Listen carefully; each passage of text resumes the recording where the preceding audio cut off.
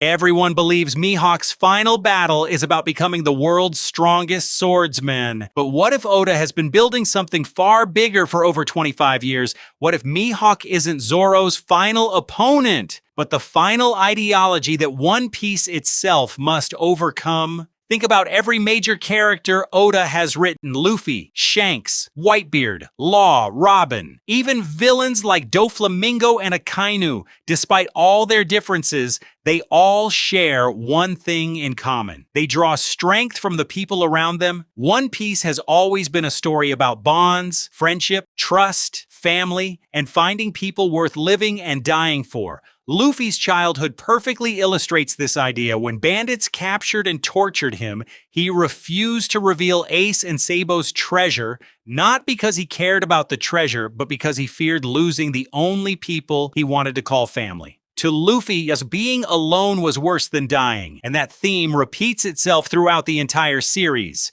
Robin survived Ohara only to spend years being betrayed by everyone she trusted. Law lost his family, his homeland, and nearly his own life before Corazon showed him unconditional love. Even Ace, a boy who believed he never deserved to be born, found a reason to live because someone simply told him, "I don't want to lose you." Time and time again, Oda tells us the same message. The people we meet shape who we become. Even the cruelest characters aren't truly alone. Akainu may believe in absolute justice above everything else, but he still calls Kizaru his brother. He still trusts the Marines. He still fights alongside people he believes in. Everyone in One Piece depends on someone, everyone except one, Dracule Mihawk. Unlike every other major character, Mihawk deliberately rejects human connection. No crew, no family, no close friends, no one waiting for him, no one depending on him. He sails across the sea alone in a tiny coffin-shaped boat, almost as if Oda wants to visually remind us that Mihawk has already accepted a life of isolation. While everyone else finds strength through connection, Mihawk believes strength is born from solitude. To him, attachments only create weakness. The people you love can become the chains that stop you from reaching your true potential. And that's exactly why Mihawk and Shanks represent two completely opposite philosophies. Shanks believes true strength comes from protecting the people you care about. Every major decision he makes revolves around someone else. He sacrificed his arm for Luffy. He stops wars to protect innocent lives. He only draws his sword when the people he loves are in danger. Everything Shanks does comes from connection. Mihawk sees that same decision as a mistake. When Shanks sacrificed his arm, he also sacrificed his future as Mihawk's greatest rival. To Mihawk, that proved exactly why attachments are dangerous. Why would the strongest pirate of his generation throw away his own future for someone else? That single decision perfectly captures the difference between these two men. Shanks chose people over ambition. Mihawk chose ambition over people. When Mihawk first met Zoro at Baratie, he wasn't impressed by Zoro's swordsmanship. He wasn't impressed by his strength. What caught his attention was Zoro's ambition. Even after being completely defeated, Zoro refused to step backward. He chose death over abandoning his dream. And in that moment, Mihawk saw someone who believed in the same philosophy he did, a man willing to sacrifice everything, even his own life, for his ambition.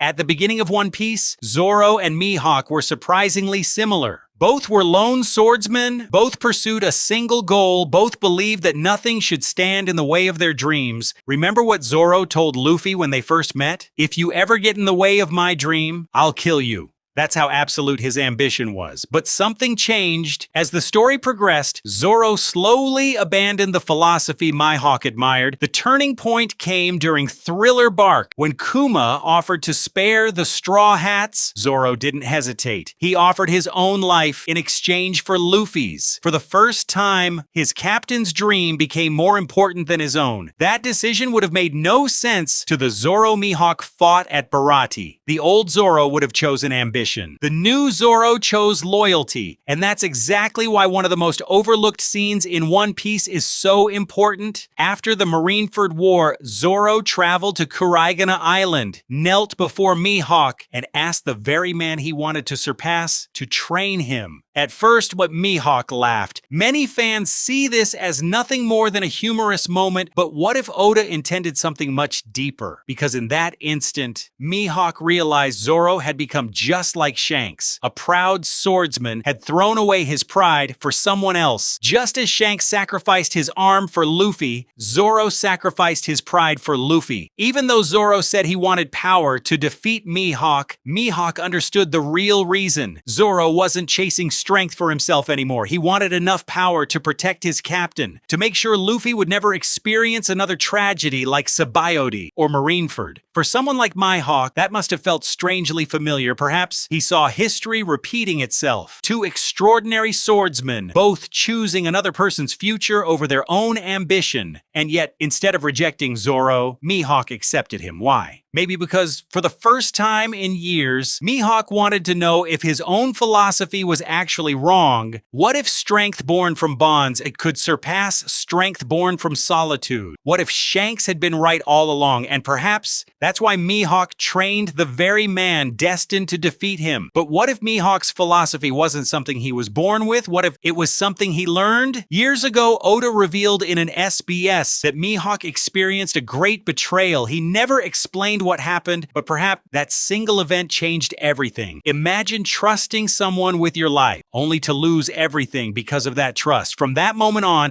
Mihawk may have decided that ambition could never betray him. People could, dreams couldn't. That would explain why he chose a life with no crew, no family, no emotional attachments, only his sword, only his goal. But here's where Oda's writing becomes fascinating. During the Marineford War, the very first person to explain Luffy's greatest power was Mihawk. And what did he say? He realized Luffy possessed the most terrifying ability on the sea, the ability to make everyone around him want to help him, friends, enemies, complete strangers. Luffy's greatest weapon was never his devil fruit. It was his ability to create bonds. Think about the irony. The one man who rejected human connection was the first to recognize that human connection was the strongest power in the world, almost as if Oda wanted Mihawk himself to acknowledge the flaw in his own philosophy. And that's why I don't believe Mihawk versus Zoro will simply decide the world's strongest swordsman. It will decide something much bigger, two completely different ways of living. Mihawk represents ambition achieved through solitude. Zoro represents ambition strengthened by the people standing beside him. One believes that attachments make you weaker. The other has proven again and again that those very attachments are what made him stronger. By defeating Mihawk, Zoro wouldn't just surpass the strongest swordsman. He would symbolically defeat the belief that greatness can only be achieved alone. Because One Piece has never been a story about reaching the top by yourself. It's a story about the people who help you get there, and perhaps that's why Mihawk had to exist. Not as the final enemy of Zoro's dream, but as the final challenge to the very idea that has defined One Piece since Chapter 1. If Luffy is destined to bring the dawn, then before that dawn arrives, Zoro may first have to defeat the man who chose to live forever in the night. And maybe that was Oda's plan for Dracule Mihawk all along.